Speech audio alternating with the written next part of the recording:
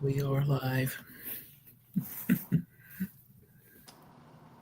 Greetings, everyone, from uptown, downtown Charlotte, whatever it is called. My palatial hotel room, the Hilton properties of downtown Charlotte. I'm in downtown Silver Creek, suburb of Lindale. Probably less homeless people in your downtown. Probably not. um, yeah, so we've been had time to do a show for a while. People don't realize like how busy the summer has been for us. Just to kind of recap what's been going on. Obviously, we had summer football recruiting. Told you June would be crazy. June was crazy. The boatload of commits. Was it 6, 7 on sevens? And then I did another one out of state. And then 2 football camps. OV weekends for 4 of the 5 possible weekends. Is that right? Something like that. Yeah, Or 3 of the 4, whatever what ended up yeah, being. three of 4. They didn't do any on that 20th. I don't, unless they were secret. No comment. I'm just kidding. Um, and then we had obviously the AD search that was kind of unexpected with J-Bat taking a job I didn't think he would take because at first he turned it down. And I was told that he had turned it down initially, and then they upped their deal, got J-Bat done, which was a good move for him. I think it worked out well for Georgia Tech getting Ryan Alpert from Tennessee. We were covering that AD search.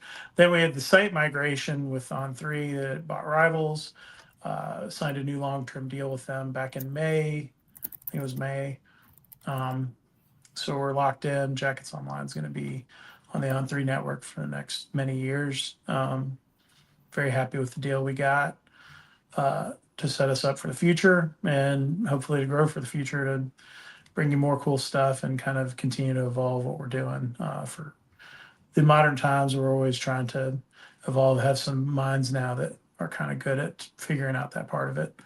And then so I spent basically first part of July. If you notice, I hadn't written a lot. Alex has been doing most of the writing because I've been trying to get people's accounts straightened out and some of the stuff that didn't transfer over as easily. When you have 25 years worth of data going back to before I was on the site, going back to when I was in high school in some cases, it just there was a lot to it. So we've been slowly getting everybody up to speed. If you're still having issues, hit me up on social media or email me or whatever, and I'll get you squared away.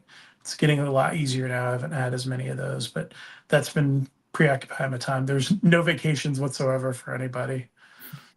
I spent about 5 hours of vacation time on my what was supposed to be my vacation. Alex has had a little bit time off, but not a lot. So yeah, we're kind of grind the gears here going into camp, and it wasn't any easier for Brent. Brent got some vacation, Brent Key, or like some of the staff, like the SIDs, all those people. There wasn't a lot of time off for anybody, so it's been a difficult summer in terms of just that. But don't cry, for us, we get to do what we love for a living. It's No a blessing. Yeah. Yeah, you told me back along, I don't know, maybe in the fall, said don't schedule anything for June because it's going to be that's usually the busiest month. You were right that, and in a good way because it was they filled up most of the class and 7 on 7 The other thing was we had the 5-star thing too, man. Like, yeah, so we went from doing the camps, and then there was the dead period, and then the 5-star in Indianapolis, and I was up there, and then tried to take a vacation, kind of an aborted vacation because of everything that was going on with the site merger. And like we had to learn a bunch of stuff. Everything's very different than the way we were doing it. So there's been kind of a lot of catching up. yeah. But I appreciate everybody jumping The on. the back end stuff. I mean, I've kind of gotten more used to it with the new system and everything. I mean, it's getting a little easier, but obviously, it changing over from the old website to the new website and figuring everything out. It's taking a little while. So if some stuff looks different on the different.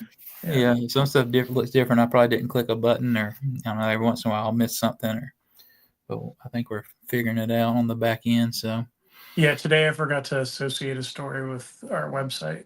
So you have to actually like manually select that it goes to like our website. So it was like out in the ether and I had to like go back and find it. It was a lot of fun. So yeah, there's some learning curve stuff that we're still, because it was using the old system for whatever the version of it we had now for at least 5 or 6 years, or the last version of it. So yeah, it's enough inside baseball for you guys. But yeah, today was the ACC kickoff in Charlotte. You had Brent Key, Ryan Alpert was there, the AD. You had Kyle Eford. You had Keelan Rutledge, Big Red. You had Malik Ratherford, and obviously Haynes King, sort of the big star for Georgia Tech. In terms of the guys at the ACC kickoff, I thought everybody did a good job. Big Red didn't get to go up on the main stage because they actually brought, I think, like an extra player. But everyone else went up and did their turn on the podium, did a nice job. There were a lot of really stupid questions in the podium. It's an unfortunate aspect of the way it's set up is whenever they do that thing, I don't like that big room. They always have weird people ask weird questions. I was like all set up to ask Brent a question. Like I had told them and made sure it was cool. I was going to ask about Buster's contract in the thing, and then they didn't call on me. And I had set up, and they called on Garrett, who asked a different version of. It was a very different question that I would have asked about Buster's situation. And then they were supposed to call me, and then just ended the thing. So it was a little awkward. Brent was annoyed because he liked where I was going. Um, and I ended up asking that question in the breakout, so it was fine. It's on the video that's on the YouTube channel with Brent Key. Basically, I was going to ask him about little old Georgia Tech now having one of the highest paid assistants in college football and kind of what that says about the investment in the program, where they're at. And it was a good question for the big room. It would have given a nice sound bite for Georgia Tech. But unfortunately, the ACC moderators did not prioritize the beat media, which was kind of weird, but whatever. I was wondering because when I was watching it, I didn't hear you on key, and then I think I saw Chad like standing up in the back of the room. Yeah, Like Chad was standing in the back of the room, annoyed. I didn't think he got to ask a question either. So I thought, I don't know. I guess the I was local up media. front, and then Rod and Garrett were down on the left, and Jackson. So yeah, it was weird. These things are always kind of strange. I'm up here for another couple of days. I'm going to go to the American. I'm gonna go actually watch Belichick probably tomorrow. I want to see. I was going to ask that. I was see if you were going to jump in on that and see how he handled his first ACC kickoff. I kind of want to like be the jerk that asks a weird question, but I don't want to like irritate. I have a lot of friends that work in the league office. I don't want to irritate them by like poking a bear. I'm sure it's already going to be awkward because he's socially awkward as it is. That's why he's got his master of the Public program relations or whatever it is. back. The girlfriend running things she might be there directing traffic a little bit. So that would be Yeah, it's been a while. That story's kind of died down. I think they just announced they're doing a documentary. That's why I think that's why they didn't want to talk about all the background stuff, because they're like saving it for their own personal documentary, like on Hulu or something like that. I can't remember, but kind of goofy. But I can't wait. I can't. That's just a weird thing for Belichick, but who knows? Which website they met on? Yeah. Which sugar daddies or seeking arrangements? Or I don't know. It'll be like that. If you want to read a weird story like that, read there's a story about David Geffen, the record producer, and his husband. That's pretty tawdry. That's involving like a meeting on a website and those type of things. So it wouldn't shock me if that was how that all played out, but I don't know. It's not mine. Maybe she's just really into like guys in their 70s. I'm sure when you were in your 20s, Alex, you were very interested in women in their 70s. That was like a big thing for you. No, that's my demographic right there. But digressing from that, it was a good day. Brent Alpert was there. He was very social, talked to everybody. Brent was great. Brent busted out a new suit for the occasion. He got a new suit, new belt, new shoes, some ostrich boots. He was very excited about his boots. I tweeted out a couple of pictures of them for everyone to enjoy. Those were impressive boots. They don't say that Coach Key doesn't have any style because he showed it off today. Yeah, he did. He's ready for football, though. He's ready to get back in that hoodie. I think everyone's ready for football at this point. So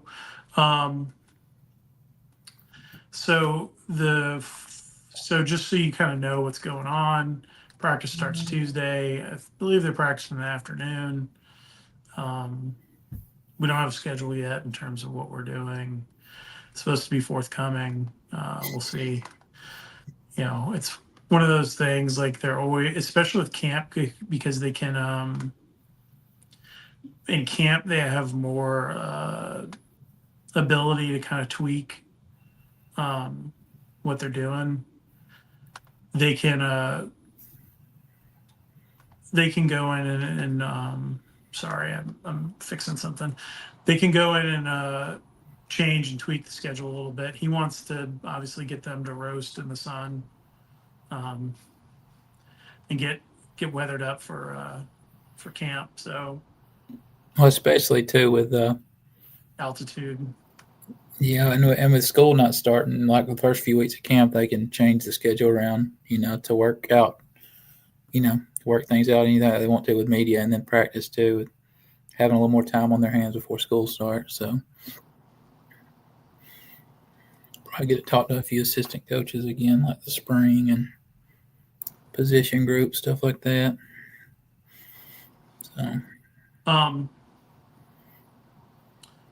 So the guys did a good job. You're starting to see Malik Ratherford blossom a little bit. He's a little bit like Jordan Williams, where it took him a little time to let his personality come out a little bit. Eford's always been pretty good. He's gotten better. Big Red does a good job. He's not particularly been a shy guy. Haynes is really kind of feeling himself now, I think, and starting to loosen up a little bit as well. So he was really good. He was holding court. He's been much more relaxed. I got to spend some time with him this summer during camp season and be around him a little more. And him and Philo and Bailey and some of those guys were around quite a bit. And getting to see them was kind of cool. I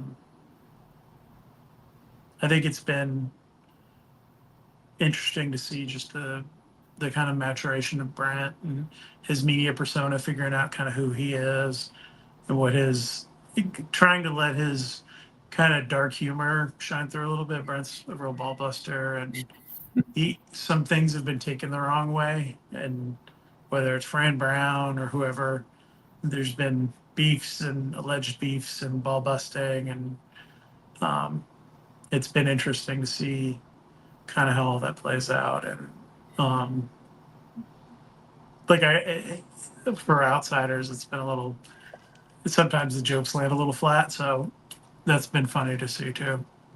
It took me a while to like doing his pressers and stuff. I figured out he's a little more. He likes to be sarcastic a little bit more, and I mean, if you don't understand him, you can take it the wrong way. But he's, like you said, he's kind of coming to his own a little bit. I think he did a really good job today, and like just talked openly, and he got his points across about Georgia Tech and where it's going and where he wants it and that kind of stuff. But he was also just kind of answering questions truthfully, and he had some sound bites that I'm sure he'll be taking from different people in different ways. But watching the eye roll every time someone mentioned the Georgia game to him was about the 10 times in the big room, something like that. It was a little bit crazy. First question. At one point, you might hear me audibly just like moan out of annoyance during that. I think it was when the guy talked about Haynes being a dog. Yeah. And then I like put my head down in my hands. I was like, oh God, They this happened.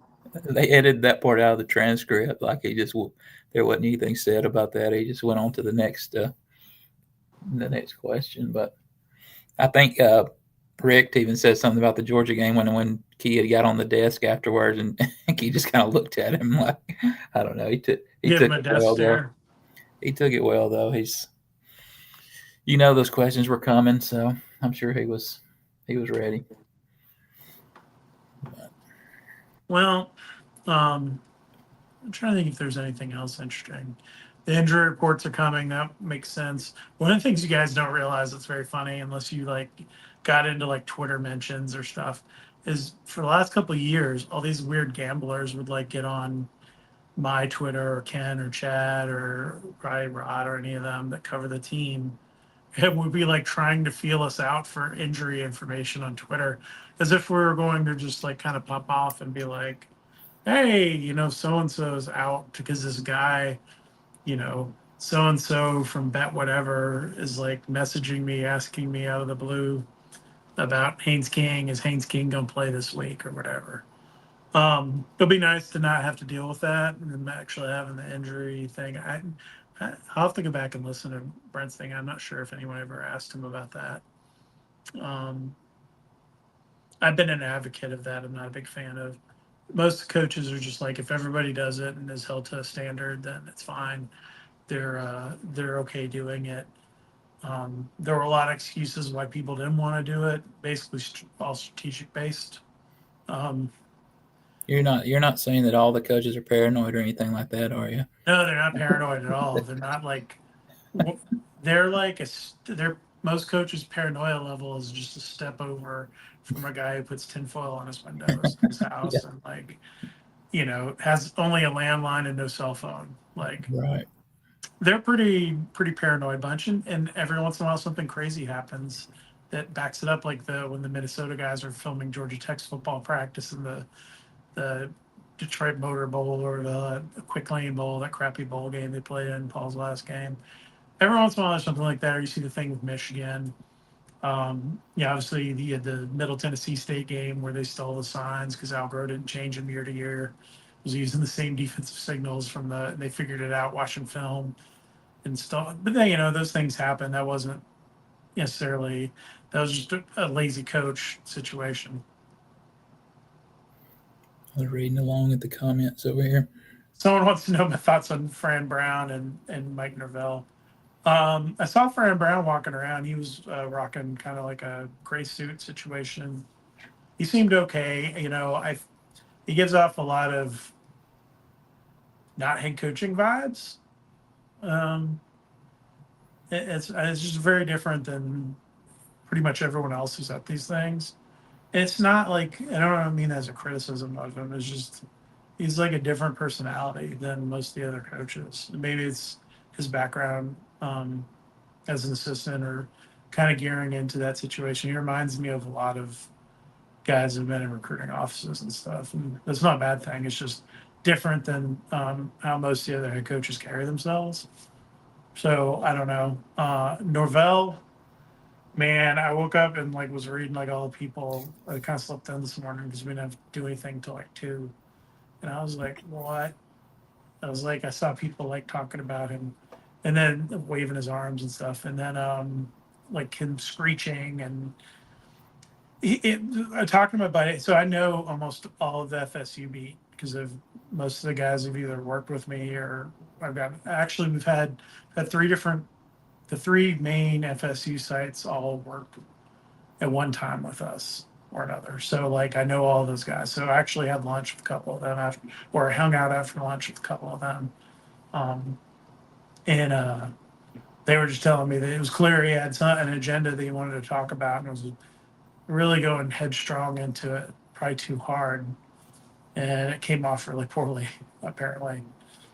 I miss that. I'll have to go back and watch it. I know he can be taken differently too by the media. Also, he's not the most polished person up there at the podium either. So The other funny thing that came up, and I actually asked Haynes about this on the side, I didn't ask him in the media room, was Having Jimbo Fisher doing the ACC stuff now, that won't be weird at all when he has to like talk to Haynes on like a game week, because a lot of the TV people will come and do like if the huddle's there, they might, or even he might even go on the show with them and have Jimbo, who Haynes is kind of had been critical of, we'll say fairly critical, like and constructively, but like his issues with him and stuff, and not feeling like he didn't get developed there by him, and not liking the process and the way they did things. He's talked about it in generalities without really going after Jimbo, but it's very clear when someone's at the top of an organization, they're responsible for those things.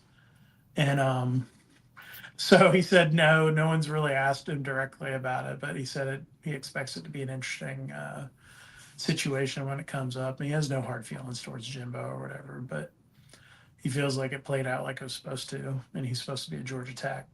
That's kind of how he views it. But like, it is funny, like that's going on. I'll say this about Jimbo after the buyout that he got from Texas A&M, for him to come back to media just to like be involved in football. I'll say that kind of shows you how much he wants to be around football, I guess, because otherwise he would be.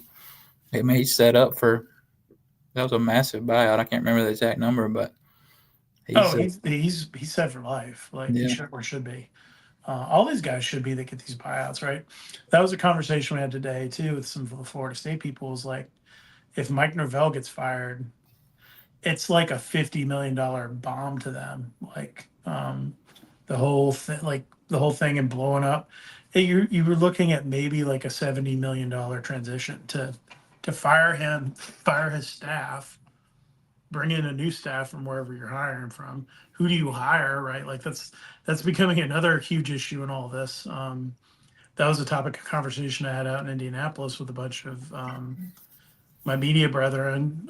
It was, who gets these jobs, right? If you fire Hugh Freeze, if you fire Brian Kelly at LSU, if you fire whoever whoever that Luke Fickle at Wisconsin, whoever the guys are in the hot seat, Mike Norvell, Oklahoma. Brent Venables.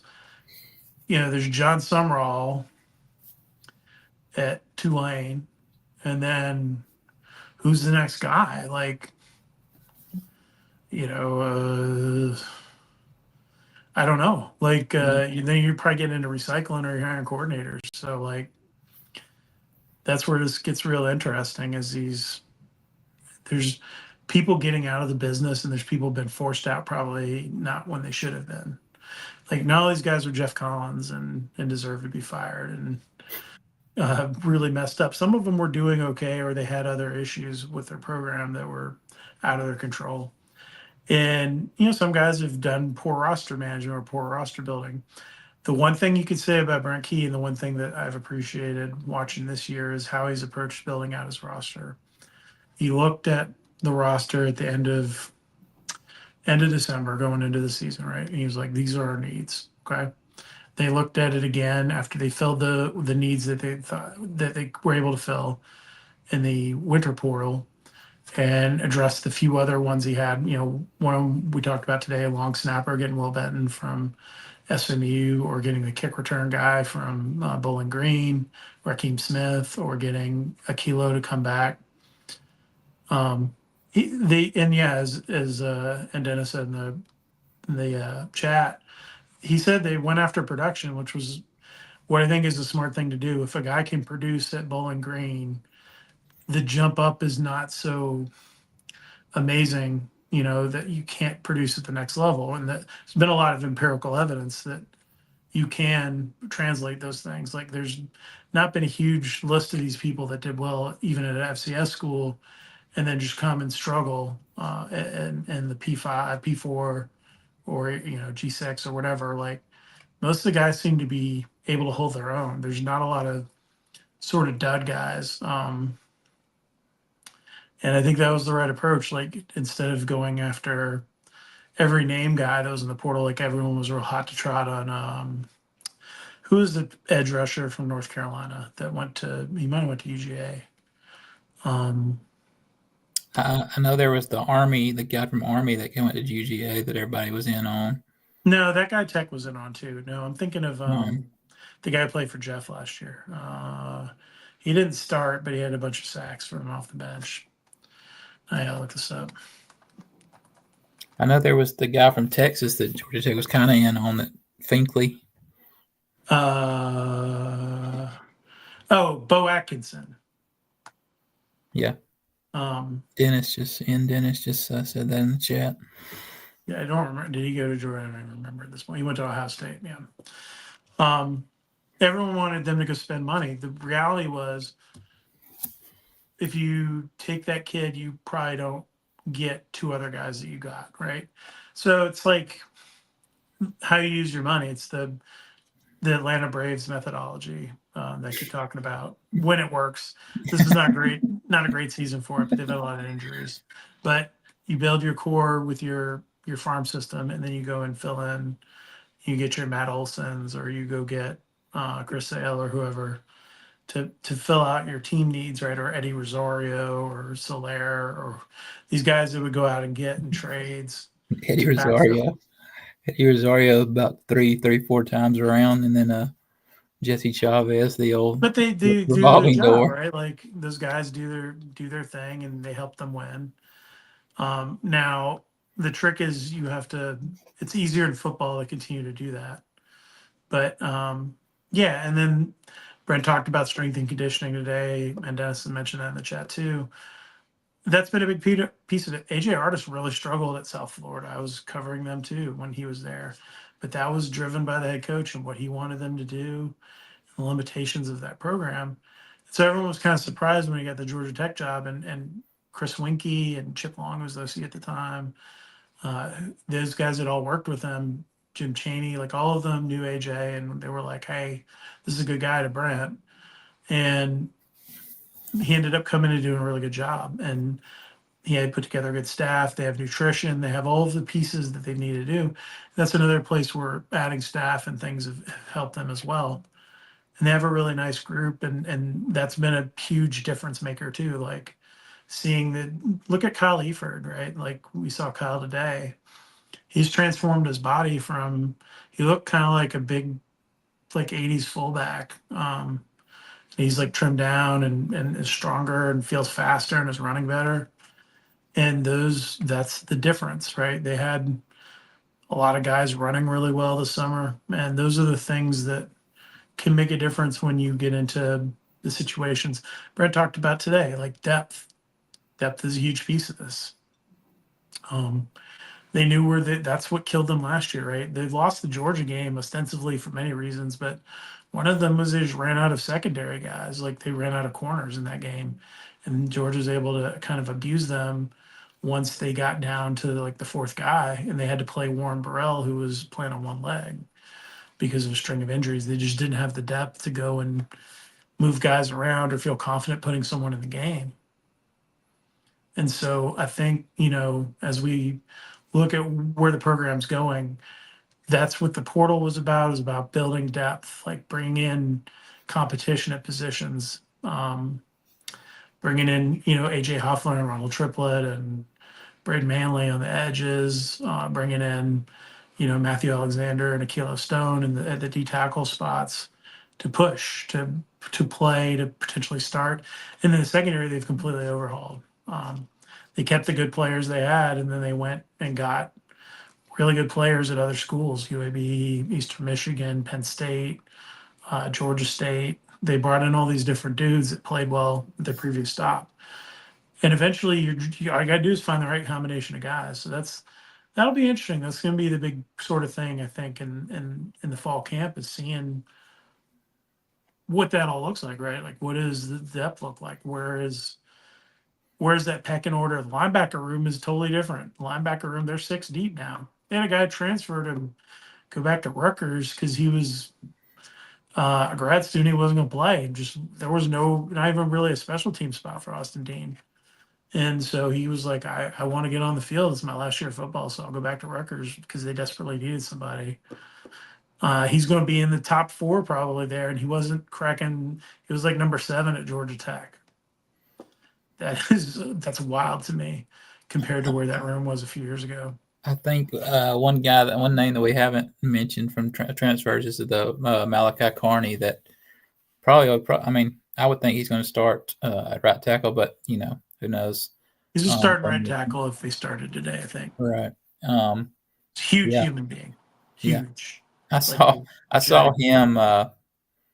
I saw somebody had like it wasn't the Instagram reels that everybody's been sharing of the squats and all that kind of stuff. There was just one like in the just sitting in the locker room, I guess after workout and stuff. He was just like walking by. And he is just massive. He was he came after spring, right? He was a spring guy. A spring portal guy. So after the spring.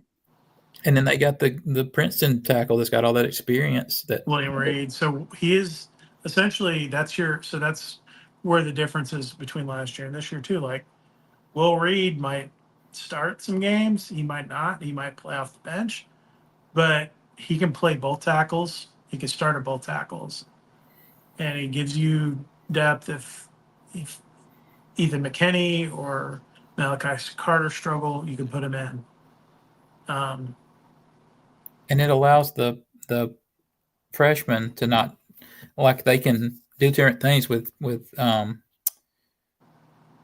Josh Petty, and then the big guard that played some Peyton tackling. Joseph. Yeah, Joseph. I was thinking Thompson for some reason. But yeah, like Joseph can move to guard, or he can play some tackle, and like you don't have to like push him to somewhere since they have depth. At places he can kind of just naturally fit where he needs to fit if he needs. Well, the guy who's maybe going to be starting right tackle going into the spring is probably going to play guard now in Jameson Riggs. Because he's gotten bigger and bigger. He's kind of guard size now. So he's at guard. You have, Ben Galloway, who's played both guard and tackle on the right side. You can play. He looks good. He's been posting some stuff too. It's been interesting to see these guys that kind of remake themselves. I ran into Ben this summer too, and he looked good. It is a far cry from where they were 2017, 18, 19, 20, 21, 22 in terms of depth, 23 even, 24. Like they're much deeper, and that's going to be the thing that helps you through these weird games where you have these lulls or things are not working or whatever. You've got an Aaron Philo. Aaron Philo like turned down a bunch of opportunities to go start somewhere. And now you've locked up Buster Faulkner. That makes you even more likely to keep Philo around, who's already turned down pretty significant offers from other programs to go leave. Yet I asked Haynes about this today. He goes, "Yeah, it says a lot about us that both Aaron and I wanted to stay when these schools came calling, and both wanted to be at Georgia Tech, understanding the situation, the dynamics, and who's going to play, who's not going to play." You're not saying that there's certain programs reaching out to these kids that aren't in the portal, are you? I enjoyed the guy from Pacific calling out the Georgia Tech men's basketball program. That was a good chuckle. I was like, if my kid is playing, there's a difference between Ole Miss or whoever, some SEC schools, just call it some SEC school, calling up a starter at Georgia Tech and being like, "Hey, we want you to come play for us. We're going to give you X." Then someone that has a relationship with someone at, say, Bethune-Cookman, and being like, "Hey," or like say if a Florida Gator staffer calls Bethune-Cookman player, he's like, "Hey man, you could start here." Like that is a totally different opportunity for a person. Yeah. Like it is a life-changing opportunity to go to Georgia Tech. It is a life-changing opportunity if you're a Bethune-Cookman to go to the University of Florida or wherever. Like play big time sports at a big time school. The opportunities that open up for you are so exponentially different than if you're at a very small school, especially like a Pacific or whatever. UC Riverside or whatever. Pick whatever small basketball school. That stuff amazes me because it's like I have no issue with that. That's like those guys were traditionally transferring 10 years ago. Like Brad Gregory had a team with a bunch of guys that transferred from other schools, like transferred up, transferred around. Like that's nothing new. So it is kind of audacious that the AD there got his feathers ruffled up by. It's like no one cares. Like there's much worse stuff going on than this. Like there are guys just flat out buying players, and then a lot of times it not working out. In the school Alex enjoys watching men's basketball program. Um, Brought in a lot of really talented guys who were really good at their former school and were not very good playing for Hubert. So, you know, Yeah, it's they've missed on several transfers. I don't know what's missing. I think it's coaching, brother. I don't think they're Yeah, missing on Dawson Garcia or Van Allen Lubin or yeah. Well, those dang, guys were pretty damn good at their old school. I think it's that I don't it's want a to. I don't say coaching anything issue. too much about Ben Allen Lubin, but he kind of did Carolina dirty from what I've heard. Like he had already said he was coming back and Good kind of for him. They kind of screwed him over. So like, turnabout's fair play, man. Like, yeah heading on down the road to Raleigh. He's going to play for Will Wade. So watch Will Wade is going to put a can of whoop ass on the ACC. and I hated that they made that hire because I think I even commented on the board. I was like, man, I wanted NC State to be bad for as long as they can. They actually got a hire right, I think, with Will Wade. That's not good for the Carolina beat down of that rivalry. If Damon had left, like that was the guy. Like that's my first call if I was J Bat, like in the off season. If Damon had gone back to the NBA, like Shoot, Will Will, Wade and make him say no. Like Will Wade's well experienced in NIL before NIL was even a exactly, he knows how to play this game. yep, yep. But Let's we're gonna take a second here to do my favorite thing and talk about our sponsor. Give me a second to pull it up. Don't have everything. We haven't done this in a while. I'm a little out of practice with all of this. But our friends from Section 103 and the awesome stuff they bring you. You got the Brent Key hoodie there. You got the Haynes King, various Haynes King ensembles there, and the North Avenue Trade School, which I enjoy thoroughly. Cool stuff, great people, great things. Georgia Tech people producing Georgia Tech products. Section 103.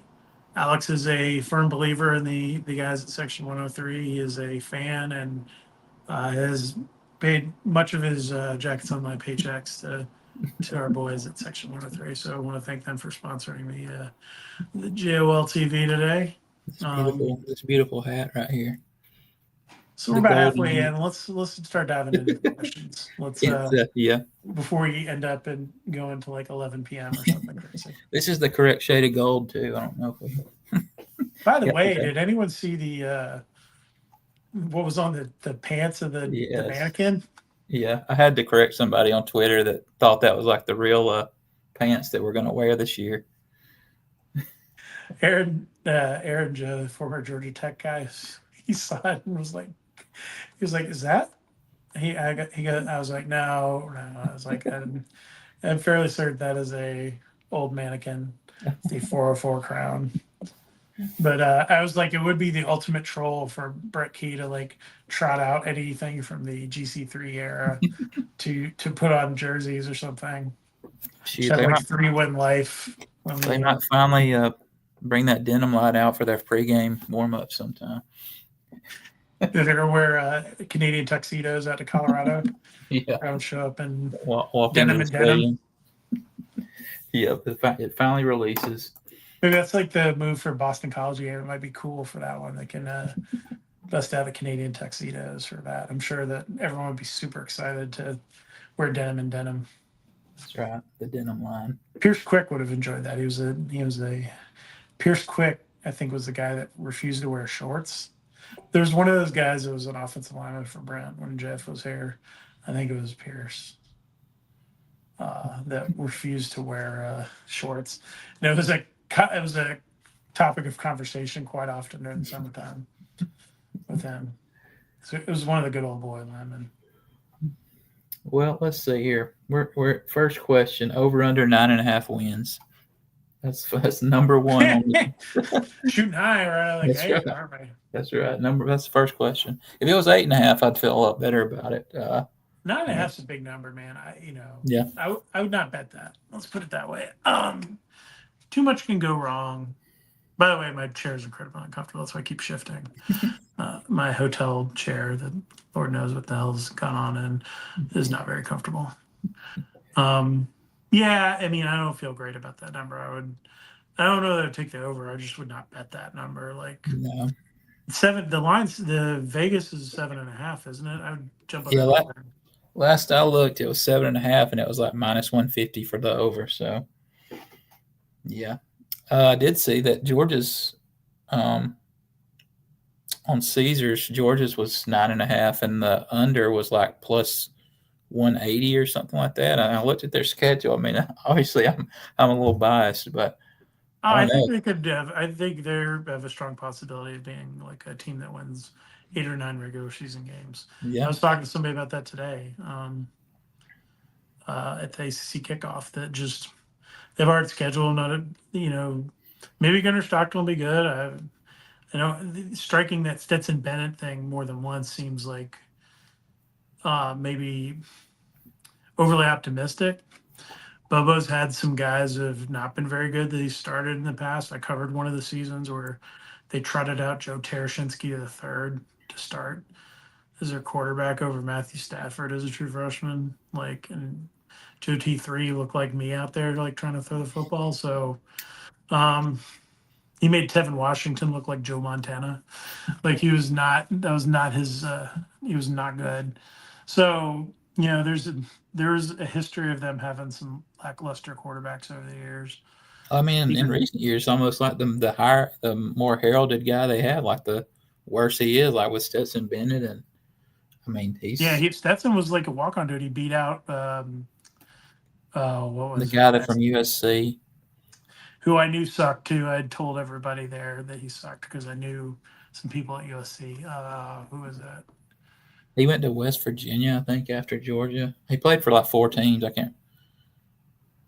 don't know. Here we are talking about Georgia after we talked about all the questions about Georgia at the What is media that days. guy's name? Oh, God, yeah, that's a good transition into this next question. It says, JT Daniels. There we go. yeah, Daniels. I was about to say Jeff Daniels. That's a different guy. Um, but that next question, what was? Did Coach Key seemed annoyed about all the UGA questions? You think Yeah, I mean, yeah, we JT discussed that. Daniels ended up at Rice? Holy cow! Yeah, yeah, So he played. I think he played for like 5. Wasn't he at like West Virginia at one point too? he went to West Virginia after Georgia, and He I don't played think USC, West Virginia. I'm sorry, USC, Georgia, West Virginia, and Rice. Rice was bad. and he's not in the NFL now. I don't know. No, that's not a pathway to going to the NFL. Going from going progressively downward in the hierarchy of schools that produced NFL quarterbacks, from USC that's had a lot to Georgia that's had quite a few, to go into West Virginia who's had like one, to like Rice who probably hasn't had one since the AFL the AFL merger or whatever with Since they were the in the Big NFL. Eight. Yep. What a trajectory. You Let's go see from here. there to like freaking you go from there like Alabama State or something like Shoot, he come play for Shorter up here. Hornets. Oof. Shorter There's Hawks. some other guy that's doing that right now that's been a quarterback at like 20 schools. Well, It's the kid that was like a can't miss prospect that came and played at Colquitt County that got enrolled and eligible like 2 games in the season. He's been at Miami. I think Garcia was his name. not John I think it's Jake Garcia, maybe. Jake Garcia. He's on his third or fourth school now, I believe, and he hadn't. I mean, he didn't play. I don't think he's played anywhere yet. So Or the guy who was just at Georgia, Rashida. yeah. He's on his third too. Well, our own Jeff Sims went to Nebraska and then Arizona State. So. Jeff Sims is also on like his 20th school. He was at was he at Arizona or Arizona State last year? Arizona State. I think he started the season as their starter, and then Or no, he played. No, he was the backup, but like Yeah. he started a He was game. he started for Nebraska 2 years ago, and it was That was something else. It was very funny because I had warned all my buddies up there, and then he was like so much worse than I would have thought. He looked like Zach Gibson playing in that Virginia game. Just like, oof, he's got that. good. Or Good. what was it, Cole Stout, the guy from Clemson that played the game where Deshaun Watson got hurt and came in and threw like 2 pick sixes off the Oh yeah, bench. I think Jamal, what's his name? Golden had a pick six in that game. Yeah, I think you're right. That was a fun one. Let's see here. Let's see. Per position group, could you talk if you expect them to be better or worse or about even in the same position group last year? Um, I think on offense, all the position groups, all the skill position groups are better, in my opinion. They're deeper. I think the offensive line is the biggest question mark on the offense right now to me. The rest I think, will be improved. Tight end will be interesting because like Jackson Hawes is really good. Yeah. And I think JT Burton has a chance to be good. And I think Josh Beetham showed some signs last year. He was playing hurt most of the year. And obviously they have Luke Harpering and Scyther. And so they got some weapons there. It's just I'm more curious that Jackson was so good for them, though he had a lot of phantom holding calls where he just like pancaked some dude in the middle of the field. I tell you what, I didn't appreciate him early in the season as much as I think within the last few days, like when I am sitting here, like, eating my breakfast or something, need something to watch on YouTube, I've pulled up the condensed games, and I've watched two so far, Florida State and Georgia State, the first two games, and I didn't even realize it, but like he announced his Dude, he was killing folks. Yeah, I didn't remember in that Florida State game, like I guess he wasn't a known commodity yet, but he was just, as far as the running game and like the quick screen game, he was just running over guys, blocking. In that Georgia State game, I was watching. I think I watched it yesterday sometime, but he was out there showing. I mean, it's something different than they've had at tight end for a long time. Like he was very impressive. There's a reason he got drafted where he Yeah. did, like with a guy who didn't catch a lot of passes. Like he is a blocking tight end. He can, if he catches in the right situation, he can play 10 years in the NFL doing that. Like just if he can stay healthy. Like Well, he's going to be blocking for Josh Allen, so I mean, they needed a guy like that. So I'm gonna take this question in the chat real quick. If the ACC goes to 9 games, do you drop the FCS game? Depends. They'll probably drop whatever's not scheduled for the future first. So you would drop whatever you don't have in the future schedules. They would announce that probably like a year plus out. Next year you got an insane. They play 3 P5 teams and Mercer next year, non-conference, and then in 27 they don't have an FCS game as of now. I'm curious if that changes. They have a game with Arkansas State, at Tennessee, at Notre Dame, and Georgia. 28, they got nothing. So that's when you maybe start seeing some stuff happen. It'll get interesting with some of these things if they were to go to 9 games. The Notre Dame thing would get really interesting as well because they'd have to move around, I think, a lot of the Notre Dame games because of contracts with other schools and the way that works. So that could be a hindrance to Notre Dame as well. I got to play that Bama series sometime. Yeah, the one they were supposed to play like 15 years ago. Yeah. In like 2010. Yep. But Nick Saban was not interested in after he had a taste of the Jeff Monken triple option or whoever it was when he was at Alabama. Yeah, I had to correct a few Alabama fans a few times about who canceled that series or who postponed Not Georgia Tech. No. One of our frequent commenters One of our frequent commenters, Smooth Life, wants to know about can you give an update on recruiting in 2026 and flip candidates that are realistic about? I mean, I think we've talked about the flip candidates that are realistic to us. Yeah, I wrote about it in the Worms last week. We'll see. I mean, they're going to pursue a lot of different guys. The main one I've talked about, we've written a lot about, is Aaron Gregory at A&M. He's committed to A&M, local kid. There's guys not committed; they're still recruiting. Deuce Gerald's, DQ Forkpa, linebacker, defensive tackle, respectively. Where we get into flips is a little bit different as the season goes on. Like Tay Harris kind of came out of nowhere. That was a guy they had a good relationship with. I could see, I could see a situation where, like a Tay Harris type kid, someone is committed that's not even remotely like on our radar right now. That maybe was a guy that visited a lot as a junior. And just committed somewhere very early on and then ends up being a later flip. Those are the guys you're going to watch for more. And last year, like, who are the flips? Well, they flipped Christian Garrett from Georgia. That one was one we kind of knew was coming, but the other two main flips were Peyton Joseph from Florida State, who that heated up as the fall went long. Yeah. Very late. And then Tay Harris that heated up. So we may not know exactly who ends up being the ones they go after later on. Well, they had.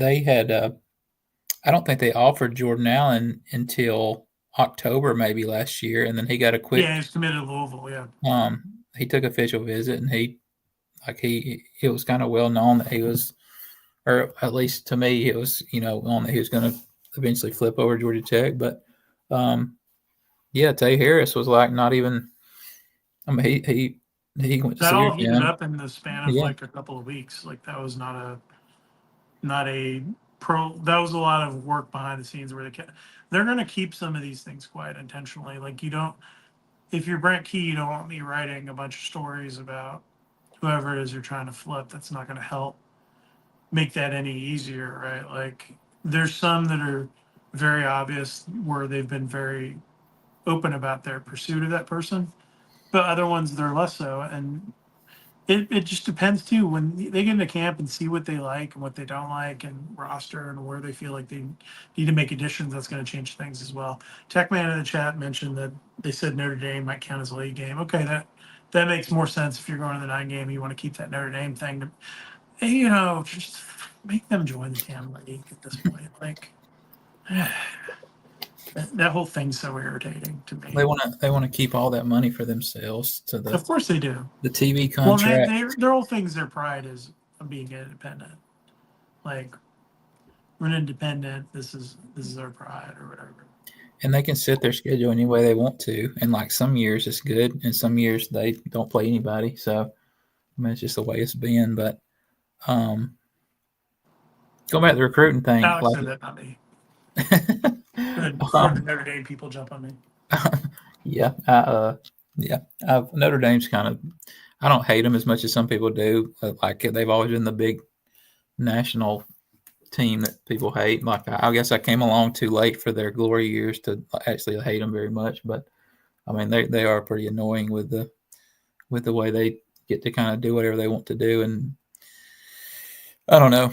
Like I think they with the playoff structure and like the way it was, they could never get that top 4 seed the way it was going into the first year. But I don't now with the way they're seeding it out, it might be totally different. So who knows? But you have an advocate for you to go on the road. I'll go on the road, the short road trips. I don't know about getting on a plane yet, but Alex has not been on an airplane, folks. So my guess is if Alex goes on the road for something, it would probably be the bowl game. At this point. So generally, like it makes sense for him to be at high school games on Friday night. For us, for the site and all that. So, and content flows and money and all these other things. But I'm not opposed to him going on the road. I think that's something that's maybe more down the line as we expand the staff a little more. I've got a, I've got. You know what Alex covered women's basketball?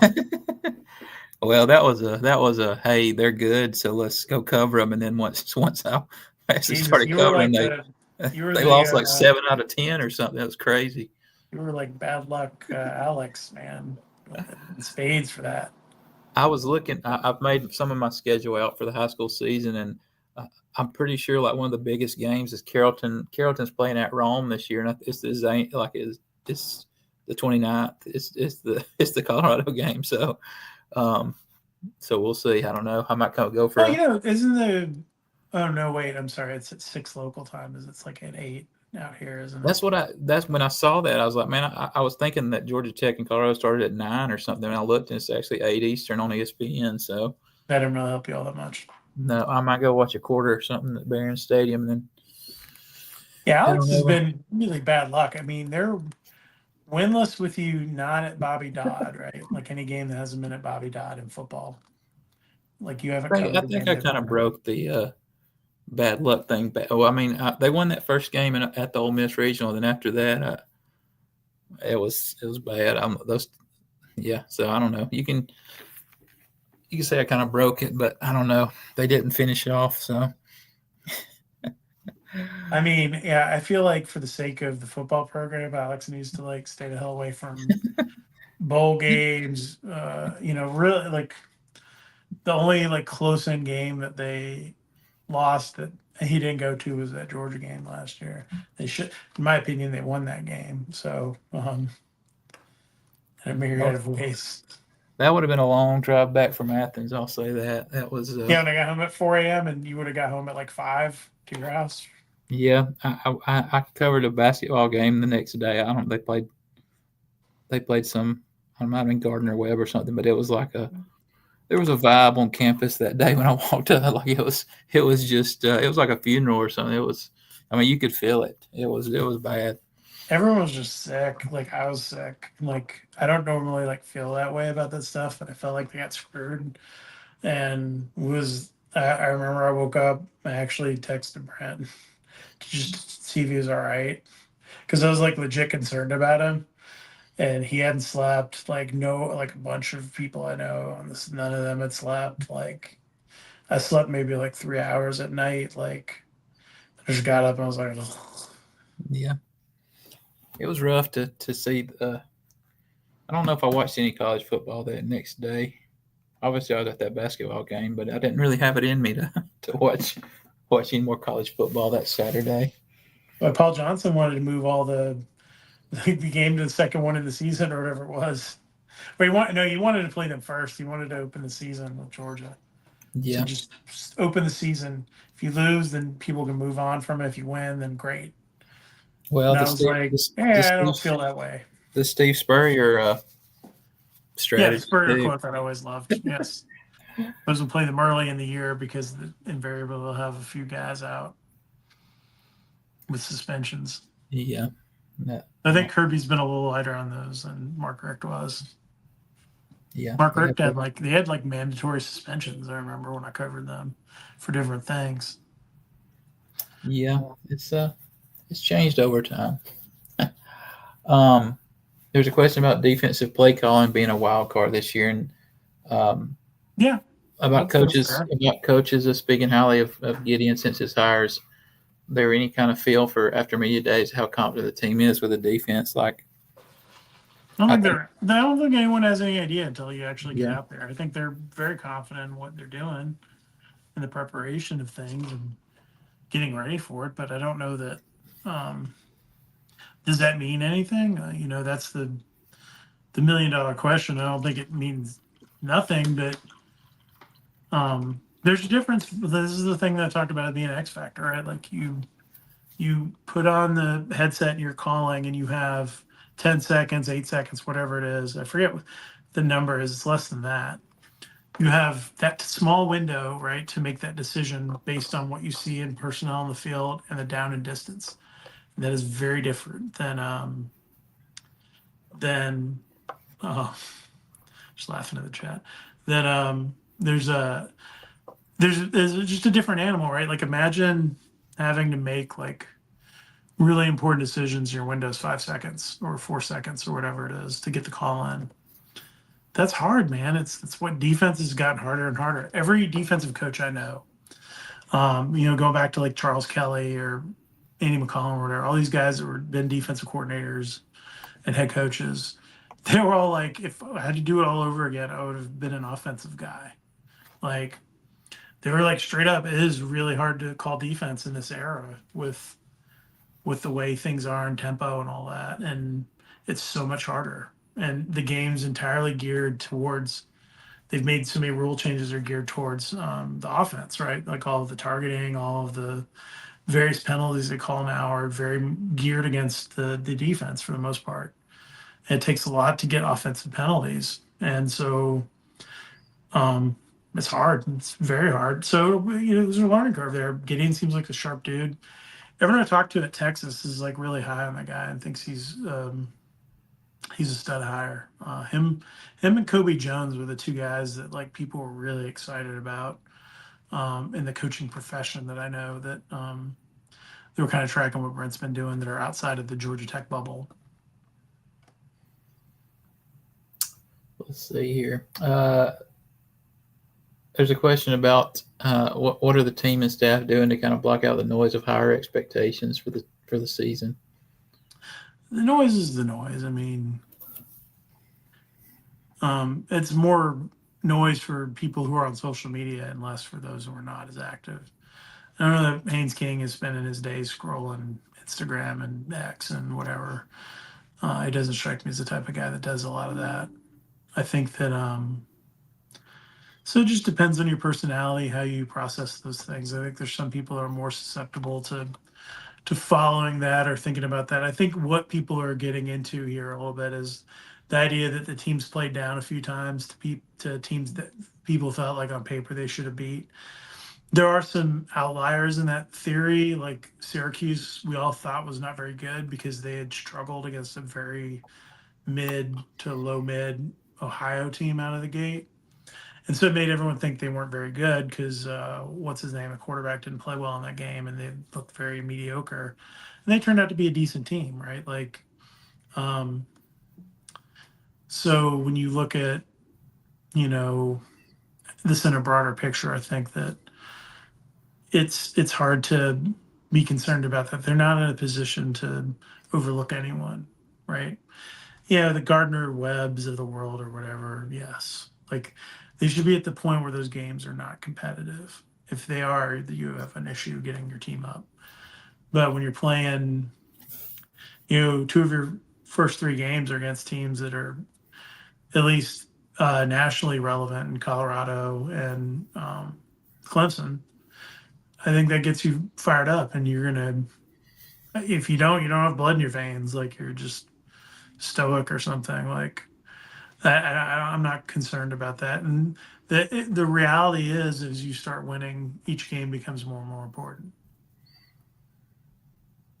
I think, Key talked about it in the spring, and I think he talked about it some today. I know King talked about it today about just consistency. It's like the biggest thing for them. Like you got to approach every single week the same way if you're gonna, have expectations on you. So I think the Tech Man here has a good point about this. I think it's the fans being excited for the first time. I concur with you. Like I think fans are excited about where the football program is going. And the moment where it turns is if you do beat Colorado and somehow beat Clemson, then you're talking about having a chance to have something special. But remember the last time they had a special season, they lost to a mediocre Duke team and a mediocre North Carolina team in 2014, in the middle of what should have been a team that should have probably run the table in the regular season.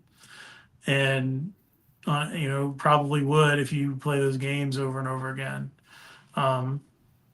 So Georgia Tech's got to show they can do it. That's the step, right? Like we all want to see them go into playing Louisville in the ACC championship. We'll say they're, I don't know that the people of Charlotte would be excited about a Louisville Georgia Tech ACC championship, but well, What about G? Beating Georgia would be a huge step.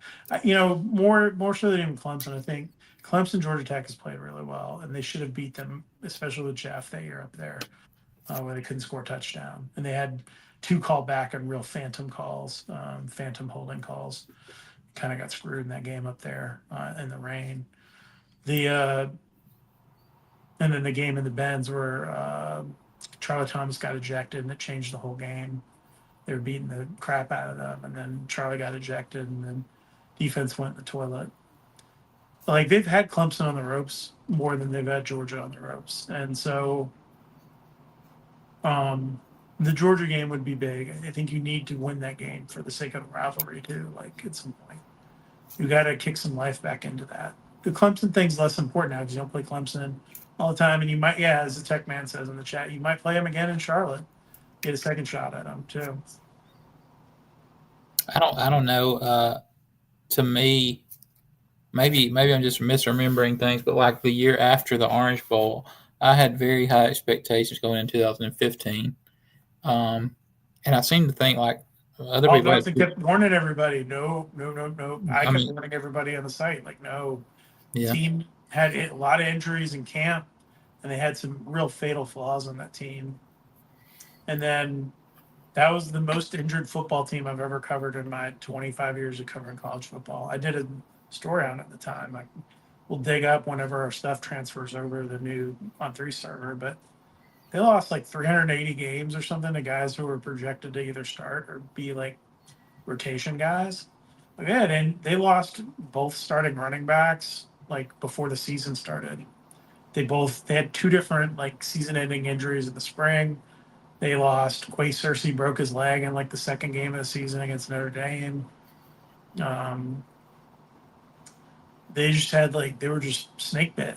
They still beat Florida State that year, and I was joking today about with the Florida State guys. I thought that was the most improbable thing I would ever cover, is that blocked field goal thing, and then Mario Cristobal did the hold my beer, and managed to really create something much, much, much, much, much more improbable. I think I've said before on here that was that Florida State game was one of the games I gave my season tickets away, like because I just didn't want to.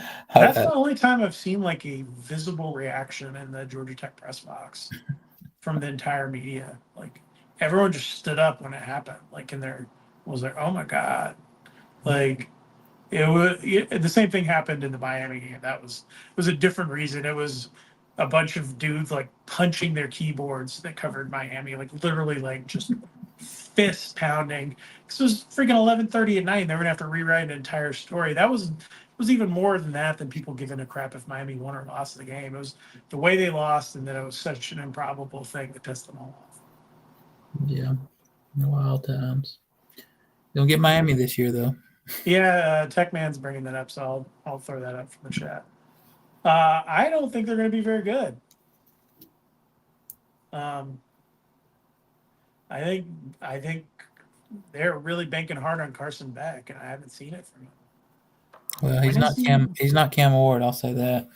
He doesn't extend plays, and they have a better O line on paper, and I get all that. And Mario has yet to show me that he can win at the like be a coach that wins games, like that it matter, right? Like I would rather have almost any coach in the ACC right now than Mario Cristobal going into the season.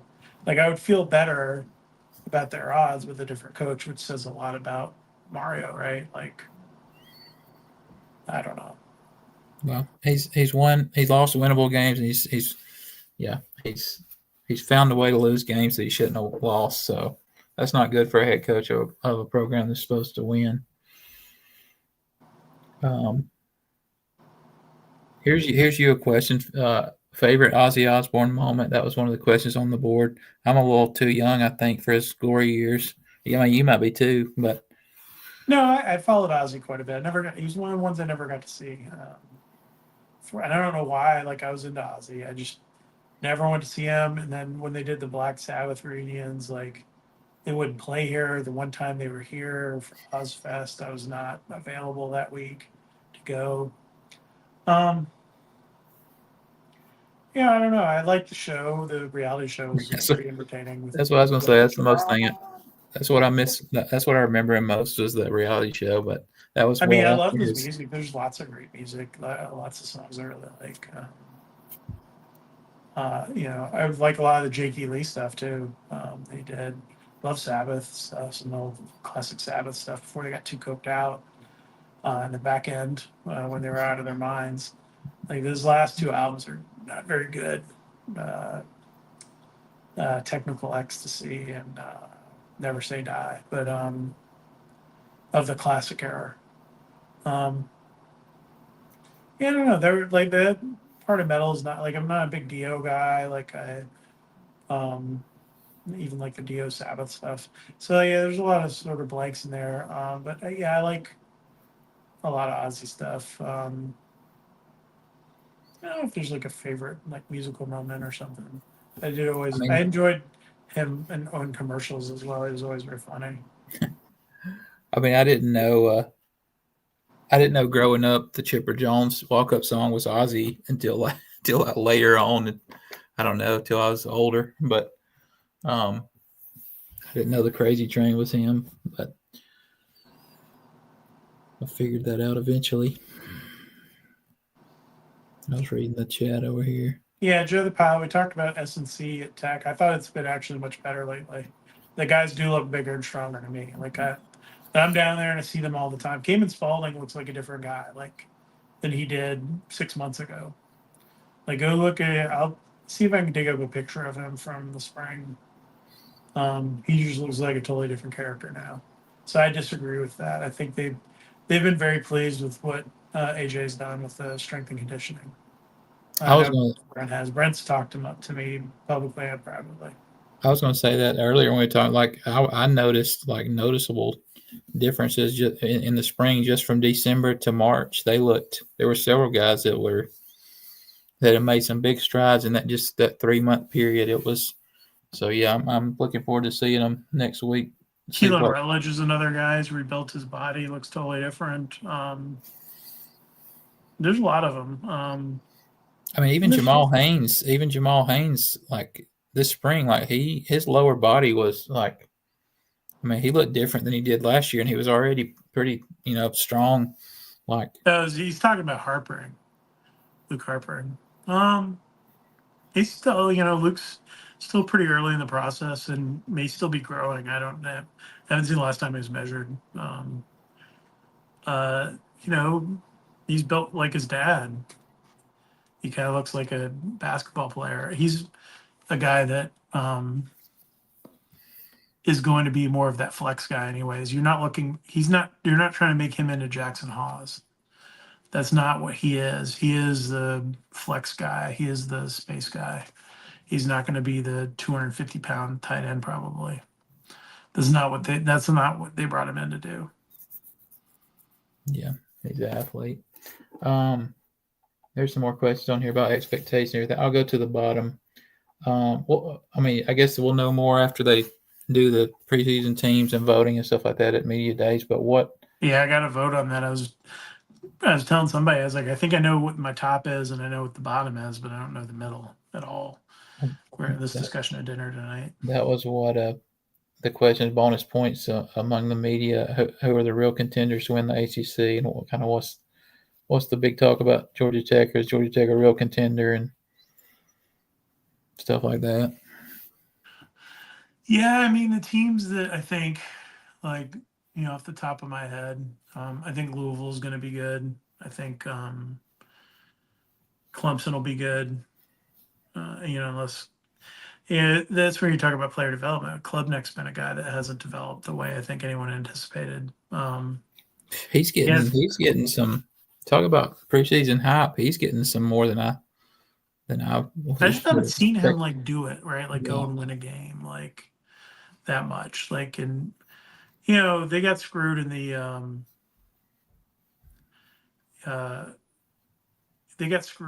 uh, in their first game of the year. Like, who were they playing in the first game? In the Clemson played Georgia last year in the Benz to start Benz, the yeah, year. and like the guys just not even running through routes and like ball sailing over their heads. That wasn't his fault, but like there's been some bad play, and he hasn't had the weapons around him that they used to have, which says a lot about Dabo and what they're doing and recruiting and the fall off after Tony Elliott and Jeff Scott left and all that in terms of their offensive skill recruiting. But he played well enough. I think they have a much better defensive coordinator. I like Tom Allen a lot. I think they're going to be a tough out.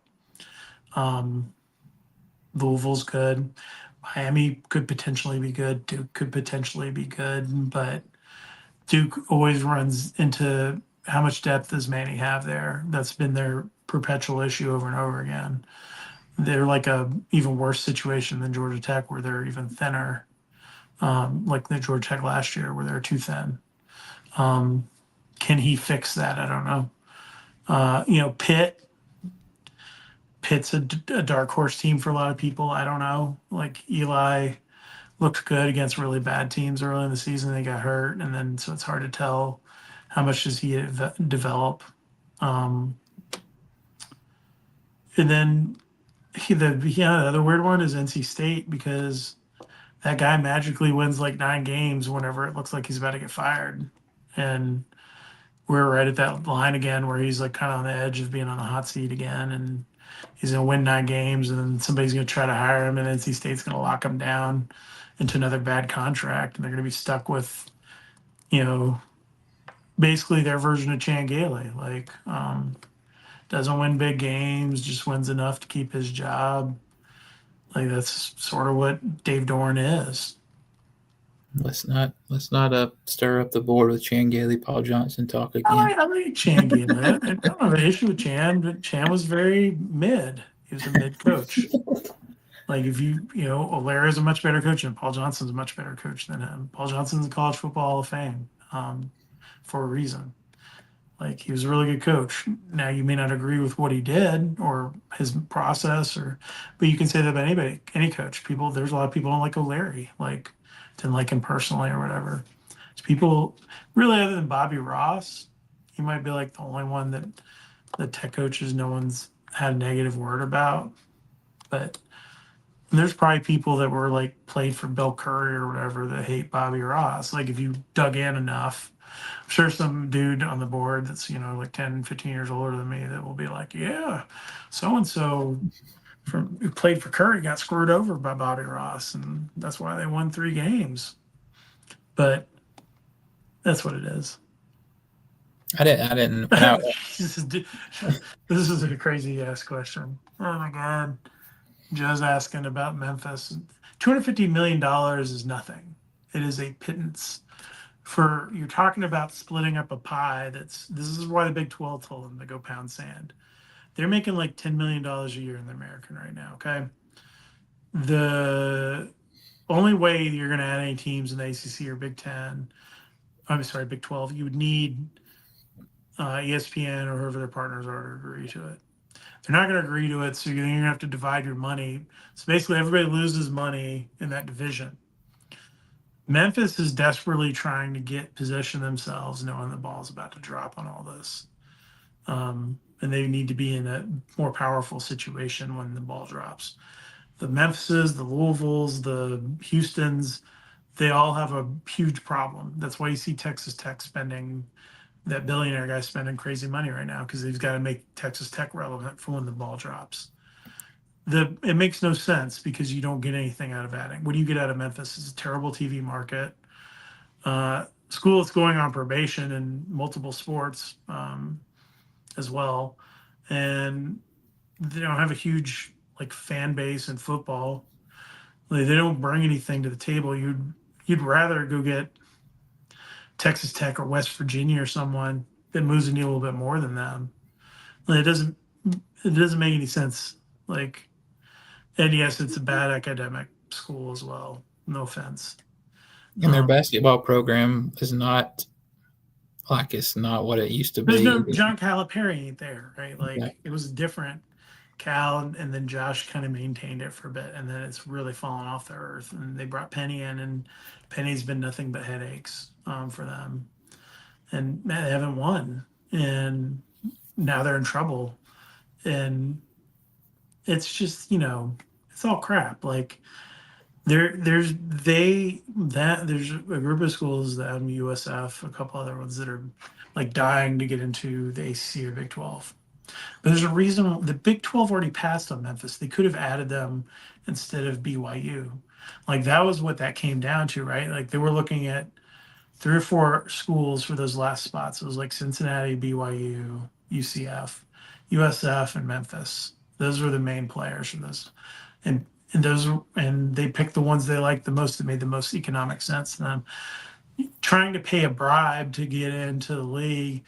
By the way, it's not even a free deal because if you actually read what they were doing, it's a sponsorship deal. So now you're tying the league into some sort of sponsorship deal with FedEx or whoever it is. It's not even like a good deal. It's not like they're just giving you $250 million in cash. You've got to give up something for it. So basically, all they've done is become a middleman to broker a deal that maybe you can go make on your own. And no one wants to do anything right now until they know what happens with all the dominoes. That's why Clemson and Florida State are sitting there not doing anything. Like no one's going to do anything until people know whatever's happening. Greg Sankey doesn't know. Whatever Tim Borelli, whatever guy's name is, the Big Ten commissioner doesn't know. None of this stuff matters. In the end of it's going to be driven by money and the finances and how this all plays out. And there's no way to actually know what that looks like in 2025 in July. In 2 years, I think we'll start to have a firmer picture, but I think it's going to be that long before we see anything really dramatically change in terms of whether it's Super League or they're going to break off the P4 or whatever the hell it looks like. That's when it starts to shift. And I think that's the thing people got to get through their heads is like, you're right now, everyone's, and this is what Jay Bat was doing and what Ryan Albert will do at Georgia Tech. You want to position yourself as best you can to be there when whatever those next moves are made. So if you need to try to get into another league, or if they're going to break off and they're going to have 36 teams or 24 teams or whatever it is, 48 teams, 64 teams, whatever that number is, you want to be in the right side of that. Georgia Tech should be anything above 30. I think they're in a safe position. Below 30, it gets a lot more interesting to me. But like above 30, being in Atlanta, being what you are and having some history, if you're competitive in everything, you have a decent shot. If you're Mississippi State or some of the other places, you've got a problem. And if you're Memphis, you're probably screwed. If you're Houston, probably screwed. Like unless it's 64. Like and then you're all right. Yeah, Wake. All these like Wake knows they're like sort of boned if like there's people don't care, right? Like and if it's football moving the needle, Duke's screwed too. Like they'll just be in a basketball league. They'll be in the Big East. Like and they'll play football in whatever the secondary league is. Like that's the reality of this. So Georgia Tech's trying to position themselves to be on the right side of it. We'll see what happens. There's a long list of you can see whoever you can take, man. You can name them all. Like, Yeah. there's a bunch of them. Tulane, whoever it is. Like there's a bunch of these schools that all have a lot of history that maybe don't fit the narrative. Even Syracuse. You know, Virginia Tech might be in trouble. Like those level NC State, like those guys might be in trouble. Like you don't know what the value proposition is going to be. So if whoever is making the league feels like Carolina covers the North Carolina teams, they may not take in a second team in that state. It depends on what the number is, right? I don't think that after the shuffling a couple years ago, I think the Big 12 ended up in a pretty good spot, really, like with the teams that they brought in, especially basketball wise. Like they're one of the, they're probably as good as the Big 10 in basketball. Yeah, football wise, they've got a bunch of teams that are right around the fringe, but yeah, I think Big 12 is kind of underrated. So Steve's asking an interesting question. Yeah, but he's talking about FSU having an overvalued opinion. It depends on what it is that values what moves the needle, right? Because like there's a scenario where Mississippi State and South Carolina get left behind. in this thing. Like, there's a scenario where, Florida State gets left behind, even though they're in the state capital. They might say, "Hey, we got Florida, that covers our Florida stuff."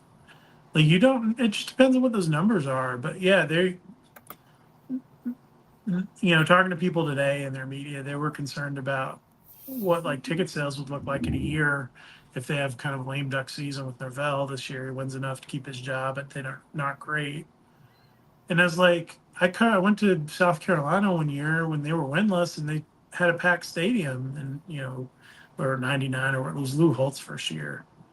Like, that's what like a rabid fan base does. It doesn't. I mean, I've been down there several times where they haven't packed that stadium.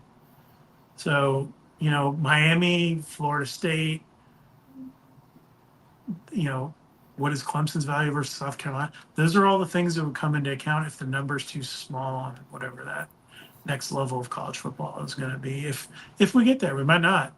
It might all implode too in different other ways. But I say, it's at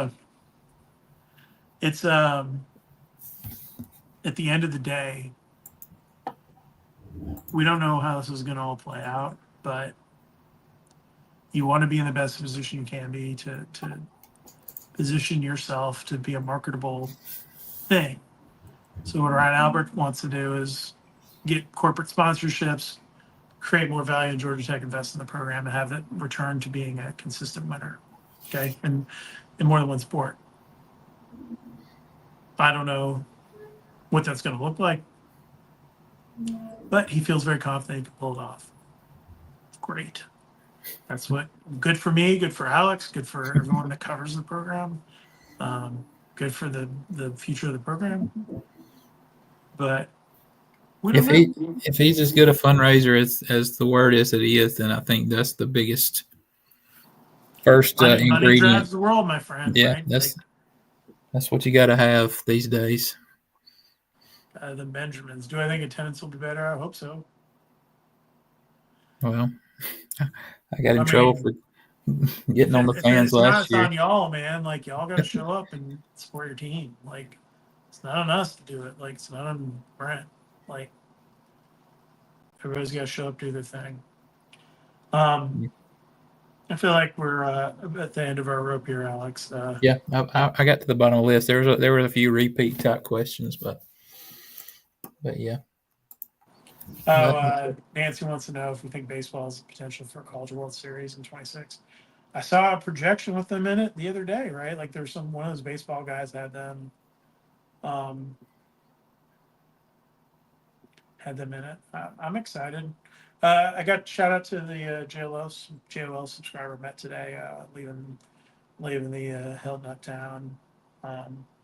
So it's like I can't remember his name. Sorry, brother. We talked for like a minute or two. I felt bad. He had just literally like 5 minutes missed Georgia Tech. He was like coming by to see if they were still there, and he was in town working.